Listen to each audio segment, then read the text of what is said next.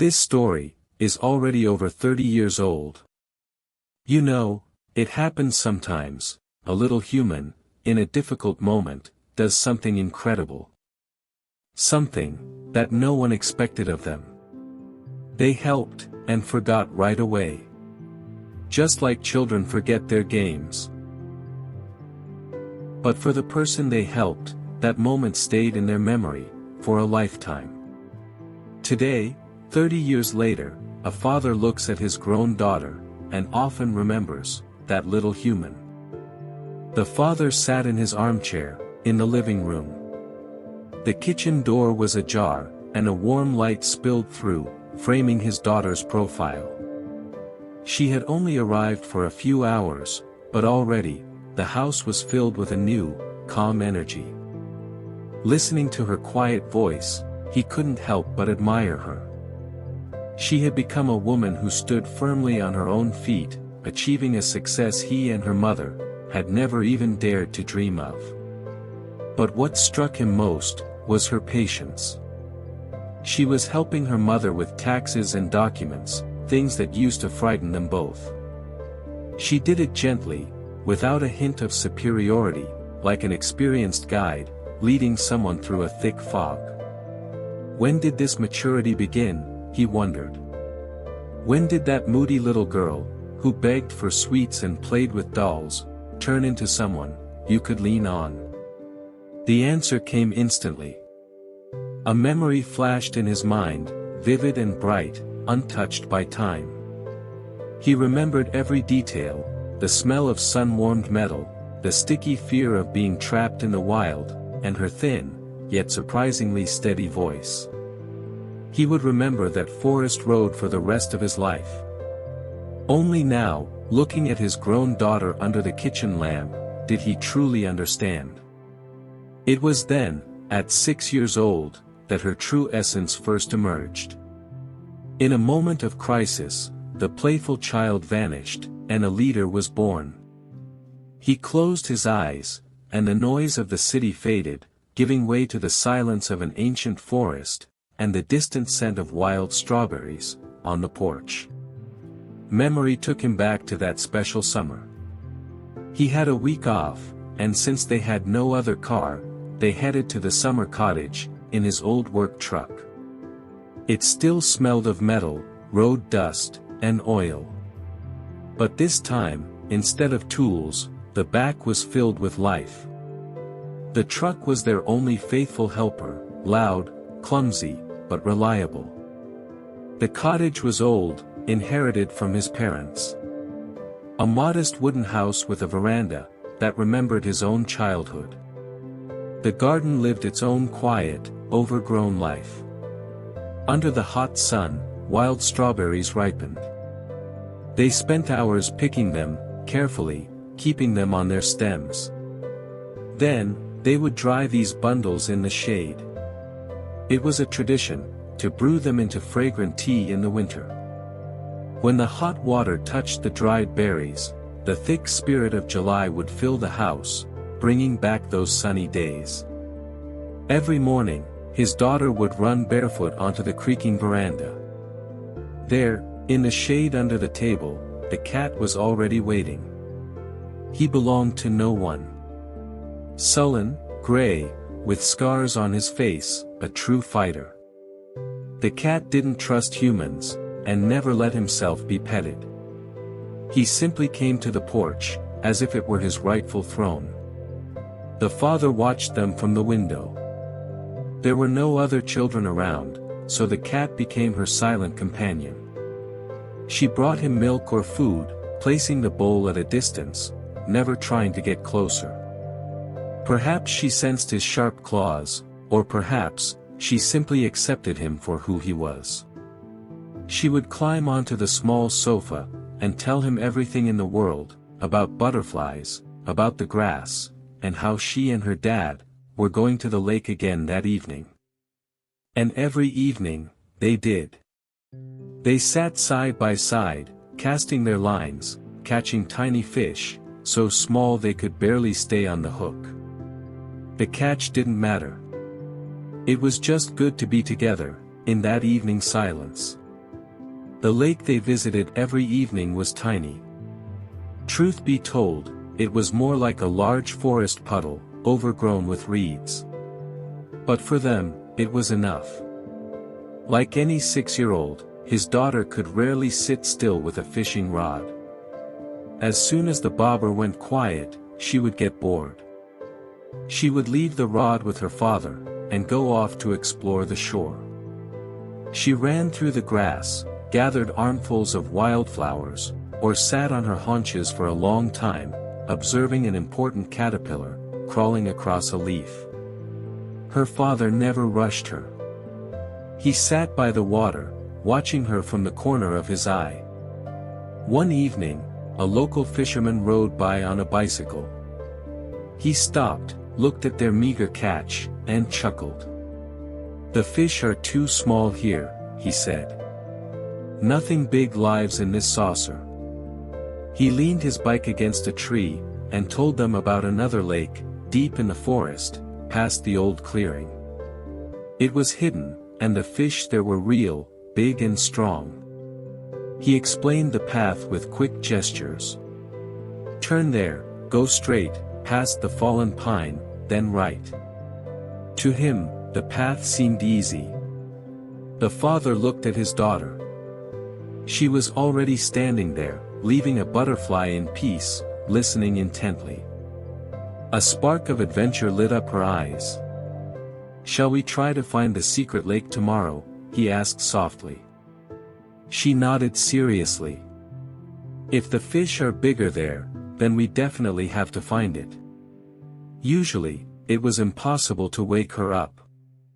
When the sun was just beginning to rise, and the grass was covered in thick, cold dew, she was already out of bed. No whining. No, 5 more minutes.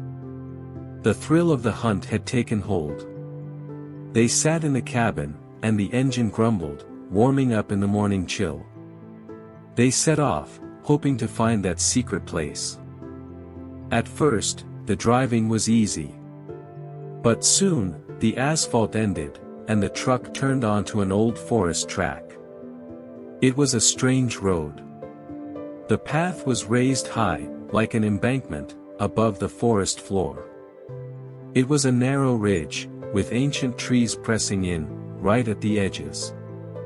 There was no room to maneuver. Branches lashed against the windshield, and scraped along the sides of the truck, like claws. The road was carved with deep ruts. The heavy truck tilted, dangerously, again and again. Every time the vehicle leaned, the father's heart skipped a beat.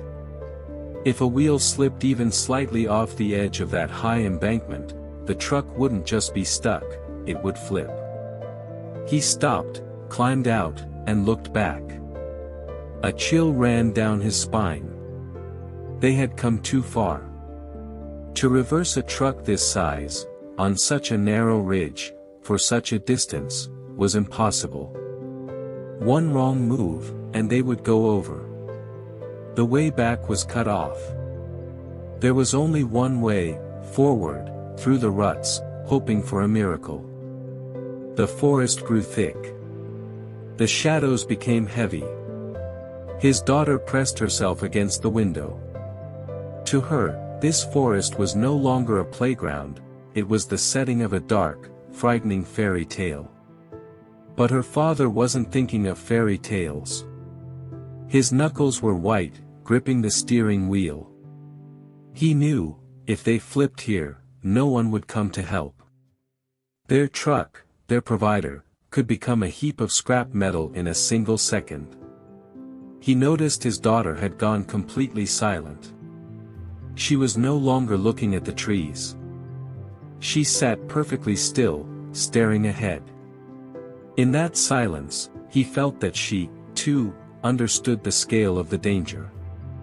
From the driver's seat, he could no longer see the edge of the ridge, under the right wheels. He needed second eyes. He turned off the engine. A sudden silence filled the woods. He slowly turned to his daughter. "Listen," he said softly. "I can't do this alone. I can't see the wheels from here. If you help me, we will get out. You have to be my eyes." She nodded silently, opened the heavy door, and jumped down. She stood in front of the truck, crouching low to look under the bumper, waving her hands. But then, he saw her movements become clumsy. He looked closer. Tears were rolling down her cheeks. She wasn't crying out loud, she was just standing there, tiny, in front of the massive truck, weeping silently from the weight of the responsibility. With one hand, she wiped her face, with the other, she tried to show the way. He climbed out, knelt beside her, and took her by the shoulders.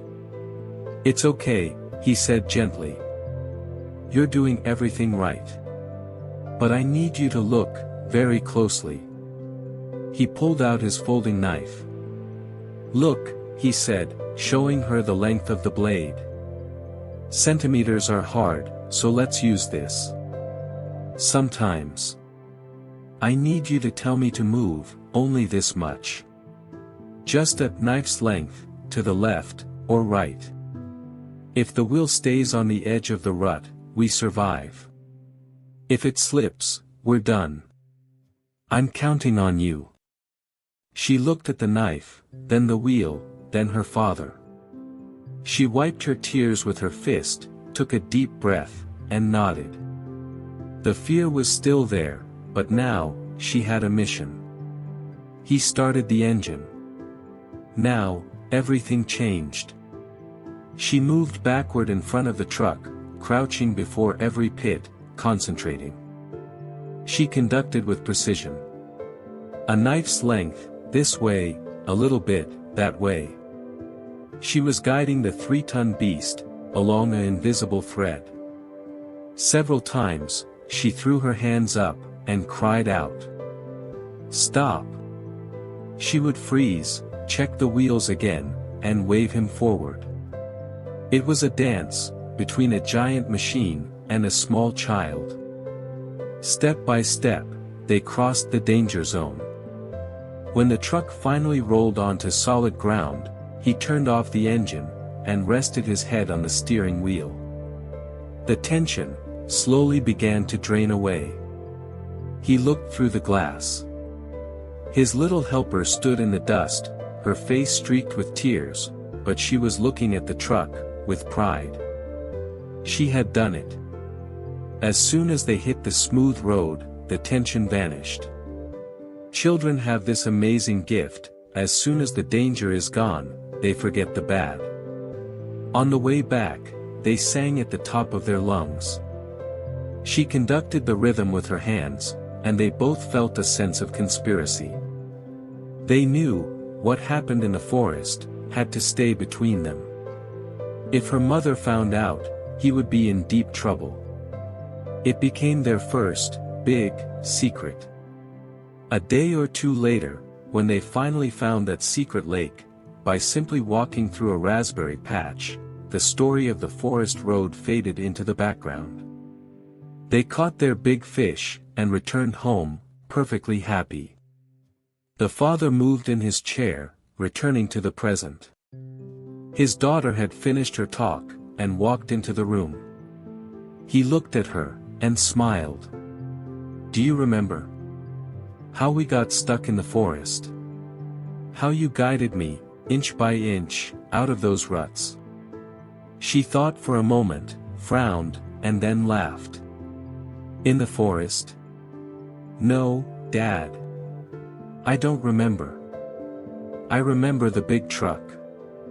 I remember catching a huge fish once, but there's no forest road in my memory." She went back to the kitchen, and the father sat in silence. He was amazed. Human memory is so selective. She had forgotten the fear, the tears, and the minutes where their lives depended on her cry of, "Stop." She kept only the joy, and the scale of the adventure. But the father smiled anyway. It didn't matter if she remembered. He knew the truth. That strength he saw in her today, wasn't new. It was born that morning, on a narrow dirt ridge, when she was only 6 years old.